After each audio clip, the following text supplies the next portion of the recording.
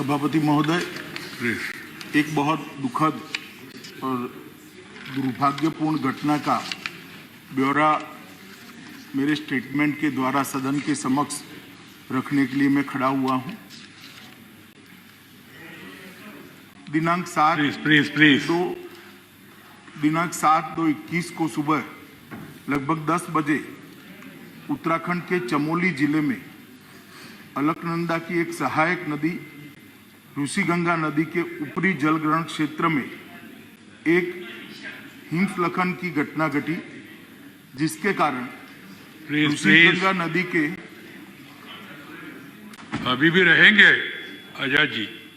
ऋषिगंगा नदी के जलस्तर में अचानक काफी वृद्धि हो गई। ऋषिगंगा नदी के जलस्तर में वृद्धि के कारण आई बाढ़ से 13.2 मेगावाट की कार्यरत छोटी जल विद्युत परियोजना पूरी बह गई। इस अचानक आई बाढ़ ने निचले क्षेत्र में तपोवन में धौलीगंगा नदी पर स्थित एनटीपीसी की निर्माणाधीन 520 मेगावाट की जल विद्युत परियोजना को भी नुकसान पहुंचाया है।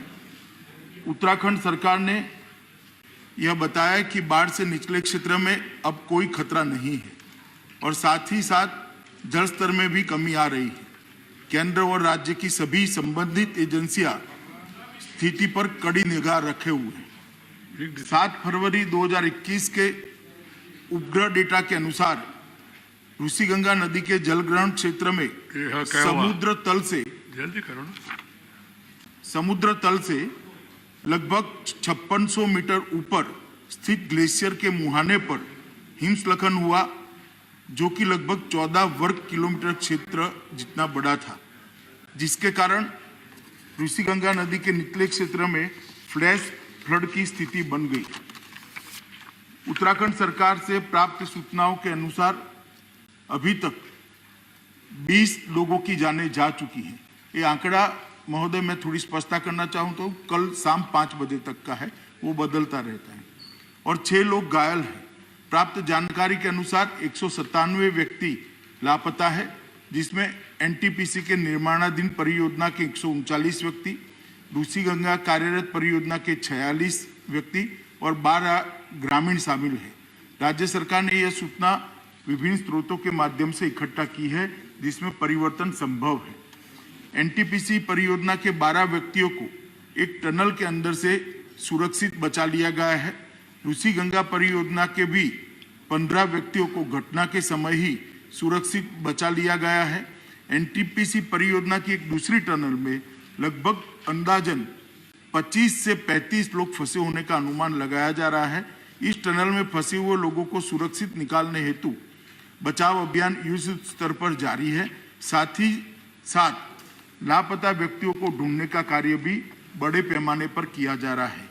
राज्य सरकार ने जान गंवाने वालों के परिजनों के लिए 4 लाख रुपए की सहायता की घोषणा की है। घटनास्थल के नजदीक 13 छोटे गांव से एक पुल बह जाने के कारण संपर्क बिल्कुल कट गया है। इन गांवों के लिए रसद और जरूरी मेडिकल सामान हेलीकॉप्टर के द्वारा लगातार पहुंचाया जा रहा है। केंद्र सरकार द्वारा स्थिति को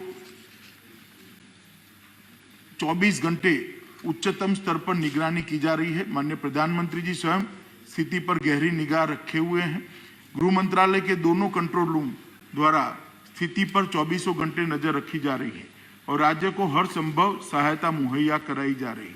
विद्युत मंत्रालय के माननीय राज्य मंत्री ने घटनास्थल का दौरा किया और चल रहे राहत एवं बचाव कार्य का भी जायजा लिया है। आईटीबीपी ने अपना कंट्रोल रूम वहां स्थापित कर लिया है और उनके 450 जवान सभी जरूरी साजो सामान के साथ घटनास्थल पर राहत और बचाव अभियान में लगे हुए हैं। एनडीआरएफ की 5 टीमें घटनास्थल पर पहुंच चुकी है और राहत और बचाव अभियान में लगी हुई है। आर्मी की 8 टीमें, जिसमें एक इंजीनियरिंग टास्क फोर्स भी शामिल है, घटनास्थल पर बचाव कार्य कर रहा है। एक मेडिकल कॉलम और 2 एम्बुलेंस भी घटनास्थल पर तैनात है। नेवी की एक गोताखोर टीम भी घटनास्थल पर तैनात की गई है। एयरफोर्स के 5 हेलीकॉप्टरों को भी इस कार्य में लगाया गया है। जोशीमठ में भी प्रशासन द्वारा एक कंट्रोल रूम स्थापित किया गया है। घटनास्थल पर विपरीत परिस्थिति में भी घटना के बाद से ही लगातार राहत और बचाव कार्य तुरंत शुरू कर दिया गया था। टनल में फंसे लोगों को बाहर निकालने के लिए रात भर के अथक प्रयास के बाद आर्मी द्वारा टनल के मुंह पर पड़े मलबे को साफ कर लिया गया है। काफी अंदर तक हमारे लोग गए हैं। केंद्रीय जल आयोग के जो कर्मचारी अलकनंदा और गंगा बेसिन हरिद्वार तक में कार्यरत है, उनको भी अलर्ट पर रखा गया है। सशस्त्र सीमा बल की एक टीम भी घटनास्थल पर पहुंच चुकी है। डीआरडीओ की एक टीम हिमस्खलन की निगरानी करती है, घटनास्थल पर वो भी पहुंच चुकी है। एनटीपीसी के सीएमडी भी घटनास्थल पर पहुंच चुके हैं। नेशनल क्राइसिस मैनेजमेंट कमेटी की मीटिंग 7 फरवरी को ही 4:30 बजे कैबिनेट सचिव की अध्यक्षता में हुई, जिसमें सभी संबंधित एजेंसियों को समन्वय के साथ काम करने और राज्य प्रशासन को सभी जरूरी सहायता उपलब्ध कराने के निर्देश दे दिए गए हैं। केंद्रीय एजेंसियों के साथ साथ जिला प्रशासन, पुलिस और राज्य आपदा प्रबंधन विभाग भी राहत और बचाव कार्य में जुटे हैं। एसडीआरएफ की 2 टीमें भी राहत में और बचाव में कार्यरत है। राज्य स्वास्थ्य विभाग की 7 टीमें, 8 एम्बुलेंस मुख्य स्वास्थ्य अधिकारी के साथ मौके पर मौजूद है। इसके अतिरिक्त राज्य सरकार ने 5 हेलीकॉप्टरों को भी बचाव कार्यों के लिए तैनात किया हुआ है। घटना के बाद सभी जगह बिजली की बहाली लगभग कर दी गई है। बीआरओ और राज्य पीडब्ल्यूडी द्वारा 5 पूर्ण रूप से टूटे हुए पुलों की मरम्मत शुरू की जा चुकी है।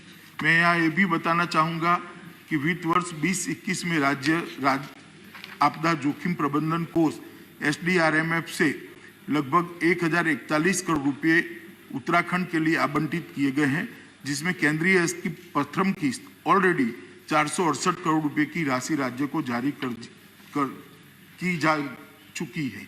मैं सदन को केंद्र सरकार की ओर से यह आश्वस्त करना चाहता हूं कि राहत और बचाव कार्य के लिए सभी संभव उपाय राज्य सरकार के साथ समन्वय के साथ किए जा रहे हैं और जो भी आवश्यक कदम उठाना जरूरी है वो उठाए जा रहे हैं। और मैं सभी मृतकों के लिए अपनी ओर से, सदन की ओर से श्रद्धांजलि व्यक्त कर समाप्त